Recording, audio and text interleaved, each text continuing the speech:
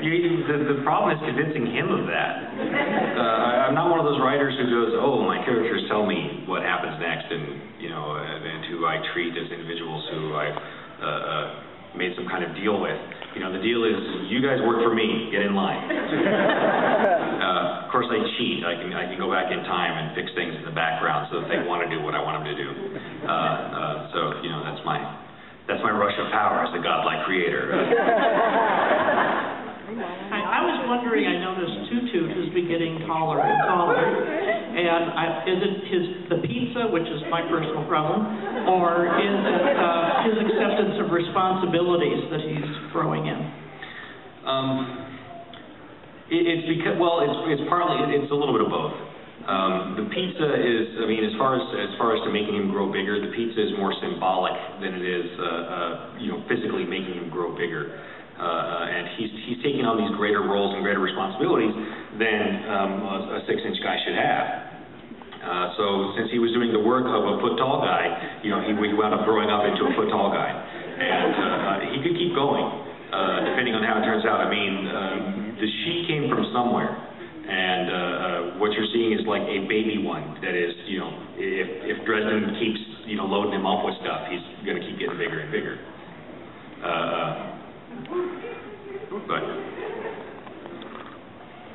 Hi, Jim. I'm the girl who called you a cocktease over Twitter after finishing Changes.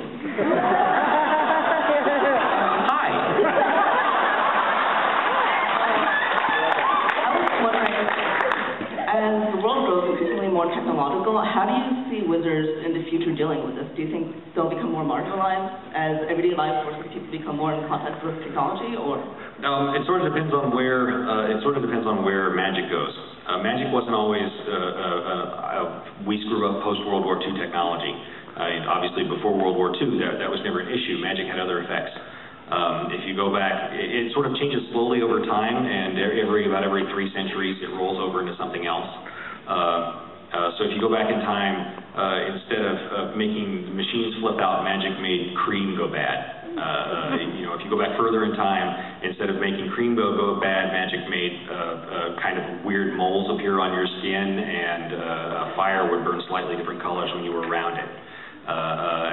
It's something that has gone on over the course of time in the Dresden Files book, never really been germane to anything that was going on.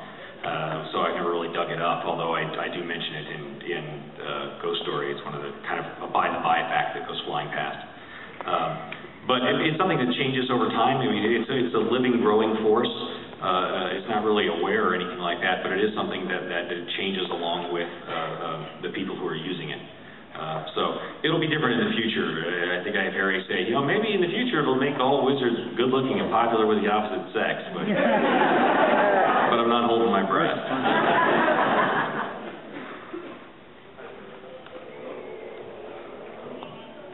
Hello? There we go. In the margins of the RPG books, there's a lot of commentary going back and forth between Billy, Bob, and Harry. A couple of instances, it seems like it's being used to address popular conspiracy theories with the fans, or some speculative information about past threats that you've dropped off, specifically the woman who's put together SplatterCon, possibly working for the Dark Council. Was that something that you had a hand in? Is that something that's actually canon, or is that just wild speculation on the part of the developers? The answer to that would be some of all three. Some of it's speculation on the part of the developers because it's stuff that I wasn't willing to share. Although Chad Underkoffler, who's one of the guys who was working on it and who wrote a bunch of that dialogue, was spooky good at picking up little pieces of things that I planted earlier in the books and then drawing conclusions from them. And then I'd have to grab him and say, Chad, you can't put this in the book because it will ruin the actual novels. It will totally spoil the actual novels. You can't actually put that in there. So some of it is speculation from the folks at Evil Hat. All of it is stuff that I looked over and said, yeah, it's all reasonable for them, for the people who are saying it to say maybe that's how it worked out. Yeah, it is reasonable to think, the person who put the SplatterCon together, that was really just a recipe for disaster from the beginning, if you stop and think about it, considering what was going on there. And yeah, I don't think they've done anything. I've read through it all now, and I don't think they said anything that was too terribly outrageous. It was in character for the folks who were saying it. Do you have any advice for someone just starting in Nero? For someone just starting in Nero? Yeah, if you're just starting out in Nero, I'm sorry, what? Well, yeah, maybe so, yeah. Yeah, if you're starting out in Nero, go with an Earthcaster. Read magic so you can use scrolls, because it's handy to be able to start flicking out scroll damage once in a while. And use your goblin points to buy up lots of scrolls and potions because they make you awesome and mighty if you can organize them well. Hi, Jim. Thanks for coming. I just wanted to ask, I can kind of see where you got the idea for the Marat and the Codex Alera, but I was wondering what gave you the idea for the board and the Canum? Okay, for the Zerg, board. I feel that's totally original. For the Canum, honestly, my dog. My dog is certain he's Ambassador Varg. That's the way my dog approaches the world, is the way Ambassador Varg does. I said it last night, I don't have the heart to tell him he's a Bichon Frise. Dude, you weigh 20 pounds. You're not scaring anybody. Oh, yeah? Okay, back off. We're cool. Really, that's where they came from, more or less. I wanted a really cool predator species, and I said, let's go with canines. That'll be fun. 9 foot tall, nigh immortal werewolves.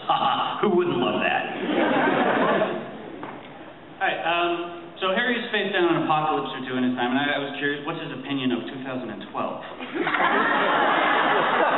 Harry's opinion of 2012? It's either going to be kind of a bumper year for him in terms of actually picking up money for jobs, or it's going to be one of those years that he just wishes he was somewhere else during. Although, as far as end of the world stuff goes, he goes, nah. It's no more end of the world than any other day. Jim, I just got to know, what do you think of our cosplay group, guys? About what? We got President Battle there, but he looks like he's had a bad day. Awesome. He's got the cap game of that. The ladies that think about town, show me Shane Love. And ladies and gentlemen, don't mess with the hellhound. Awesome.